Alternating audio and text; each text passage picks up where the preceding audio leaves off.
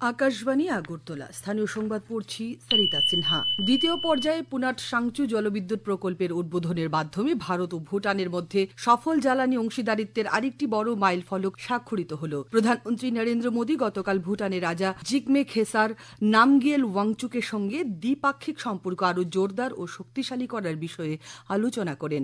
উভয় দেশের মধ্যে পুনর্নবীকরণযোগ্য জ্বালানি, মানসিক স্বাস্থ্য পরিষেবা এবং স্বাস্থ্যসেবা ক্ষেত্রে 3টি সমঝোতা স্মারক স্বাক্ষরিত হয়।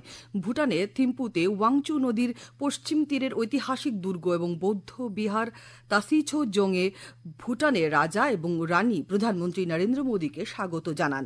তিনি রাজা এবং রানীর সঙ্গে প্রার্থনা করেন। এর আগে থিম্পুতে ভুটানের চতুর্থ রাজার 70তম জন্মদিন উপলক্ষে আয়োজিত অনুষ্ঠানে শ্রী মোদী বলেন, দিল্লির ভয়াবহ ঘটনার ষড়যন্ত্রকারীদের রেহাই দেয়া হবে না এবং দায়ী সকলকে বিচারের আওতায় আনা হবে। মুখ্যমন্ত্রী অধ্যাপক ড মানিক সাহা গতকাল গোমতী জেলার কাকরাবনে রাজ্যের 28তম সরকারি ডিগ্রি কলেজের উদ্বোধন করেন। তাছাড়া তিনি ডায়েটের 50 আসনের ছাত্রী আবাসের উদ্বোধন করেন। এ উপলক্ষে কাকরাবনের ডায়েট প্রাঙ্গণে আয়োজিত অনুষ্ঠানে তিনি 2047 সালের মধ্যে বিকশিত ত্রিপুরা গড়তে রাজ্য সরকারের উদ্যোগ বিস্তারিত উল্লেখ করেন। অনুষ্ঠানে উপস্থিত ছিলেন অর্থমন্ত্রী প্রণজিৎ সিংহ রায়, উচ্চশিক্ষামন্ত্রী কিশোর বর্মন, উপস্থিত ছিলেন গোমতী জেলা পরিষদের সভাধিপতি দেবল দেব রায়, বিধায়ক জিতেন্দ্র মজুমদার প্রমুখ। জলসঞ্চয় জনভাগিদারি কার্যক্রমে অসাধারণ অবদানের জন্য রাজ্যের সিপাহীজলা জেলা উত্তর পূর্বাঞ্চলের মধ্যে প্রথম পুরস্কার পাচ্ছে। রাষ্ট্রপতি দ্রৌপদী মুর্মু আগামী 18 নভেম্বর নতুন দিল্লির বিজ্ঞান ভবনে 6ষ্ঠ জাতীয় জল পুরস্কার 2025 প্রদান করবেন। জলশক্তি মন্ত্রক জল সঞ্চয়ে অসাধারণ অবদানের জন্য সেরা রাজ্য, সেরা জেলা, গ্রাম পঞ্চায়েত, সেরা নগর স্থানীয় সংস্থা, সেরা স্কুল বা কলেজ, সেরা শিল্প, সেরা জল ব্যবহারকারী সমিতি, সেরা নাগরিক সমাজ এবং জলক্ষেত্রে উৎকর্ষতার জন্য মোট 100টি পুরস্কার ঘোষণা করে। বিহার বিধানসভা ভোটের দ্বিতীয় পর্যায়েও সফলতার সঙ্গে নিরাপত্তার দায়িত্ব পালন করেছেন রাজ্যের টিএসআর জওয়ানরা। রাজ্য পুলিশের মুখ্য জনসংযোগ আধিকারিক রাজদীপ দেব জানিয়েছেন, গতকাল টিএসআর 7ম ব্যাটালিয়নের কমান্ড্যান্ট জ্যোতিষ্মান দাস চৌধুরীর নেতৃত্বে টিএসআর জওয়ানরা বিহারের 152 বিহাপুর এবং 154 গোপালপুর বিধানসভা কেন্দ্রে নিরাপত্তার দায়িত্ব পালন করেছেন। এর আগে গত 6 নভেম্বর দুটি বিধানসভা কেন্দ্রে বিহার ভোটের প্রথম পর্বে সফলতার সঙ্গে দায়িত্ব পালন করেছিলেন টিএসআর জওয়ানরা। 72তম অখিল ভারত সমবায় সপ্তাহ উপলক্ষে গতকাল আগরতলায় সমবায় দপ্তরের প্রধান কার্যালয়ে এক রক্তদান শিবিরের আয়োজন করা হয়। শিবিরে 87 জন রক্তদান করেন। উপস্থিত ছিলেন সমবায় নিয়ামক দশরথ দেববর্মা এবং সচিব তাপস রায়।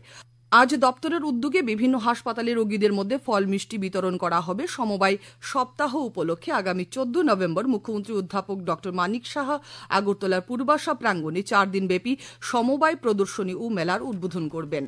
কুমারঘাটের গীতাঞ্জলি অডিটোরিয়ামে গতকাল 59 জেলাভিত্তিক যুব উৎসব ও বিজ্ঞান মেলা অনুষ্ঠিত হয়। উদ্বোধন করেন বিধায়ক ভগবান চন্দ্র দাস। বক্তব্য রাখেন 59 জেলা পরিষদের সভাধিপতি অমলেন্দু দাস, মহকুমা শাসক NS চাকমা প্রমুখ। এই উৎসবে মোট 60টি বিষয়ে প্রতিযোগিতায় 3 শতাধিক যুবক যুবতী অংশ নেন। তাছাড়া বিজ্ঞান মেলায় মোট 20টি মডেল প্রদর্শিত হয়। নিপুণ ভারত মিশন প্রকল্পের অধীনে খোয়াই জেলা শিক্ষা কার্যালয় প্রাঙ্গণে গতকাল জেলাভিত্তিক নিপুণ মেলার আয়োজন করা হয়। আলোচনা সভায় উপস্থিত ছিলেন জেলা পরিষদের সভাধিনেত্রী অপর্ণা সিংহ রায়, খোয়াই জেলা শিক্ষা আধিকারিক স্বপন সরকার প্রমুখ। উল্লেখ্য, কেন্দ্র সরকার 2021 সালের জুলাই মাসে নিপুণ ভারত মিশন নামে প্রকল্প চালু করে। আদি কর্মযোগী অভিযানের সফল বাস্তবায়নের লক্ষ্যে গতকাল লেফুঙ্গা ব্লকের উত্তর বৈজংনগর এডিসি ভিলেজ অফিসে এক সভা অনুষ্ঠিত হয়। উপস্থিত ছিলেন পশ্চিম ত্রিপুরা জেলা শাসক কার্যালয়ের senior deputy magistrate Devdas Debbarma. তিনি এলাকাবাসীর বিভিন্ন সমস্যা সমাধানের জন্য দপ্তরের আধিকারিকদের পরামর্শ ও নির্দেশ দেন। এখন খেলার খবর। ত্রিপুরা ফুটবল অ্যাসোসিয়েশন পরিচালিত মহিলাদের ঘরোয়া লীগ ফুটবল প্রতিযোগিতা গতকাল দ্বিতীয় রাউন্ডে 2টি খেলা হয়। উমাকান্ত মিনি স্টেডিয়ামে অনুষ্ঠিত খেলায় জম্পুইজলা প্লে সেন্টার 2-1 গোলে ত্রিপুরা পুলিশকে পরাজিত করে। অপরদিকে ত্রিপুরা স্পোর্টস স্কুল ও বিশ্রামগঞ্জ প্লে সেন্টারে খেলাটি 0-0 ড্র হয়। এখন আবহাওয়ার খবর। আজ আকাশ আংশিক মেঘাচ্ছন্ন থাকবে। সকালে হালকা কুয়াশা পড়েছে। আজ দিনের সর্বোচ্চ তাপমাত্রা 30 ডিগ্রি সেলসিয়াসের কাছাকাছি থাকতে পারে। আজ ভোরে সর্বনিম্ন তাপমাত্রা ছিল 19 ডিগ্রি সেলসিয়াস। স্থানীয় সংবাদ এখনকার মতো শেষ হলো। পরবর্তী বাংলা স্থানীয় সংবাদ প্রচারিত হবে সন্ধে 7:55 মিনিটে।